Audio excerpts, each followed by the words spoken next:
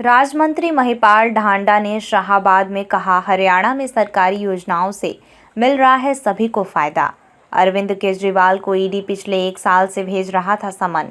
कानून से ऊपर नहीं है कोई भी। हरियाणा के राज्य मंत्री महिपाल ढांडा का शाहाबाद में पहुंचने पर पूर्व राज्य मंत्री कृष्ण कुमार बेदी सहित भाजपा कार्यकर्ताओं ने जोरदार स्वागत किया है।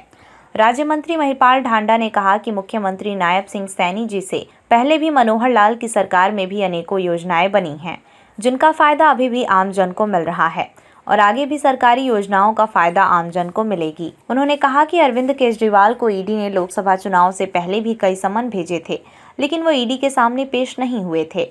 उन्होंने कहा कि अगर कोई साफ, स्वच्छ और ईमानदार आदमी है तो उसको ईडी के सामने पेश होने में कोई दिक्कत नहीं होनी चाहिए थी, लेकिन अरविंद केजरीवाल ईडी के सामने पेश नहीं हुए।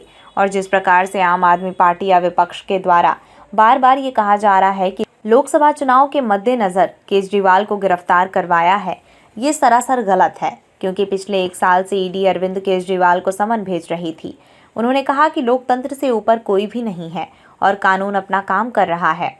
राज्य मंत्री महिपाल ढांडा ने कहा कि जो भी अपने फायदे के लिए पॉलिसी बनाकर काम करेगा, उसको सरकारी एजेंसियां नहीं बख्शेंगी और इस प्रकार की कार्यवाही की जाएगी। पूर्व राज्य मंत्री कृष्ण कुमार बेदी ने कहा कि राज्य मंत्री महिपाल ढांडा हमारे पुराने कार्यकर्ता हैं और हमारी पहले भी इच्छा थी कि उनको उच्च स्थान मिले और अब उनको हरियाणा के मंत्रिमंडल में स्थान मिला है। वो अपना काम बखूबी करेंगे। पूर्व राज्य मंत्री कृष्ण कुमार बेदी ने कहा कि आम आदमी पार्टी के कार्यकर्ताओं ने पुलिस पर हमला किया, तब बचाव कार्यवाही में पुलिस ने मजबूरन लाठीचार्ज किया है। नायब जी से पहले भी माननीय मनोहर लाल हरियाणा प्रदेश के मुख्यमंत्री रहे और मुख्यमंत्री रहते उन्होंने ऐसी बहुत सारी योजनाएं बनाई, जिन योजनाओं का लाभ अभी तक नीचे विस्तार उसका होना शुरू हो गया है। पोर्टल बनाना, पोर्टल पे आम आदमी को लेके जाना, लोगों का रुझान अब पोर्टल के प्रति, ऑनलाइन जो सिस्टम है उसके प्रति होना शुरू हो गया है। स्टार्टिंग में तो हम लोगों को भी लगता था कि ये काम बहुत मुश्किल होगा, मगर मुश्किल काम को भी आसान बनाने के लिए सरकार ने अडिग होके कुछ दृढ़ संकल्प लिए कि भाई हम लोग जमाने के साथ तालमेल बिठाकर आगे बढ़ना ही पड़ेगा, अदरवाइज हम लोग पीछे रह जाएंगे। देश के प्रधानमंत्री नरेंद्र मोदी जी का सपना है, 140 करोड़ लोगों का आशीर्वाद लेके उन्होंने तय किया कि हम लोग इस देश को दुनिया का सबसे ताकतवर देश बनाएंगे। और सबसे ताकतवर देश अगर बनाना है तो दुनिया में जो आमूलचूल परिवर्तन हो रहे हैं टेक्नोलॉजी के माध्यम से, हम उस टेक्नोलॉजी के मामले में कहीं पीछे ना रह जाएं। इसलिए बेहद ज़रूरी है कि हम लोग टेक्नोलॉजी के माध्यम से अपने लोगों को जागरूक करके घर बैठे ही सुशासन प्राप्त करें। इसलिए जो योजनाएं बनी थी, चाहे वो पंचायत विभाग की हो चाहे कोऑपरेटिव विभाग की हो, वो योजनाएं पाइपलाइन में भी हैं, कुछ ज़मीन पर भी उतर गई हैं, कुछ ज़मीन पे उतरने वाली हैं। कोड ऑफ कंडक्ट के बाद हम लोगों को 94 दिन मिलेंगे।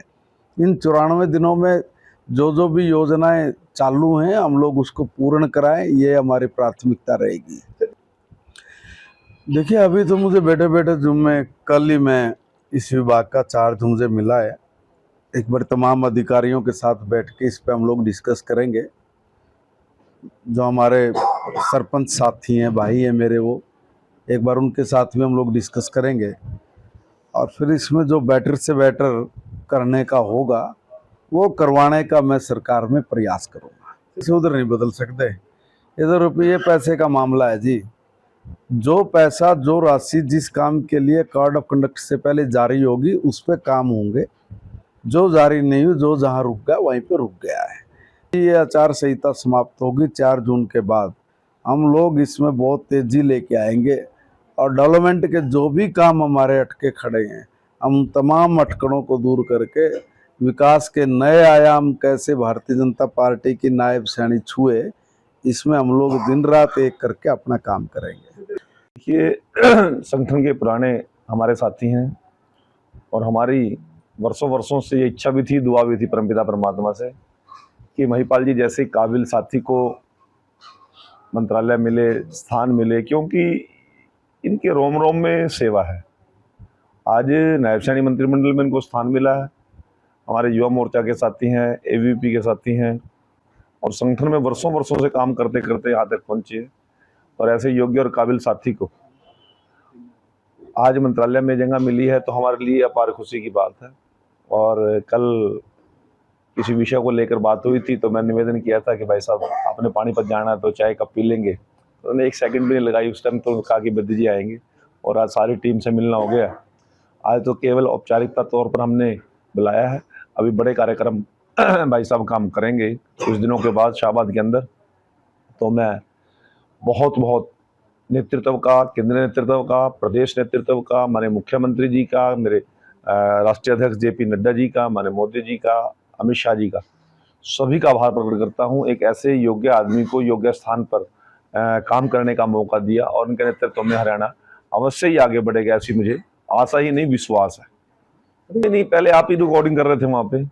सबसे पहले तो डीएसपी के ऊपर उन्होंने हमला किया है।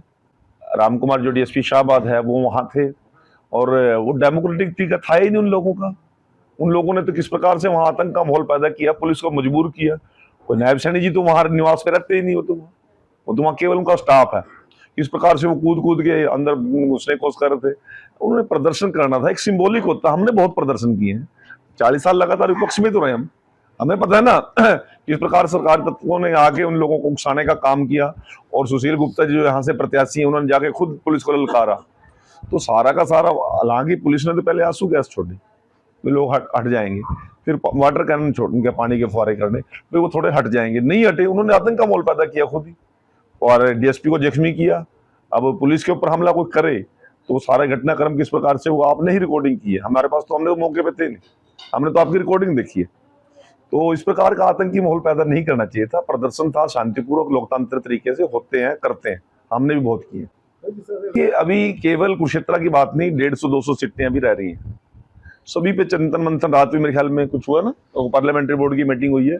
वो एक प्रोसेस होता है, कोई किसी एक सीट को लेकर कोई बात नहीं होती। और वो सारी की सारी प्रोसेस है, होली के बाद हो जाए, आज भी हो सकता है, बैठे बैठे अभी घोषणा हो जाए, हमें पता नहीं।